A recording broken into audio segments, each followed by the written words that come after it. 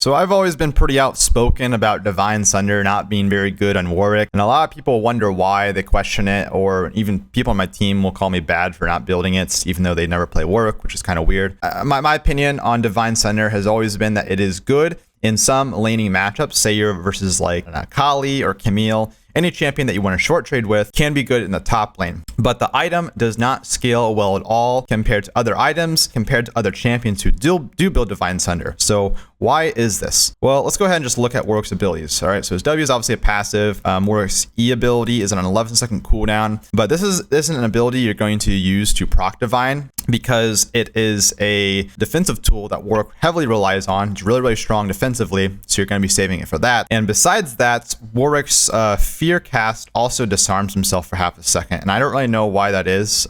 Jax doesn't disarm himself when he stuns targets, but Warwick literally can't auto attack targets that are feared, basically, so that's kind of weird.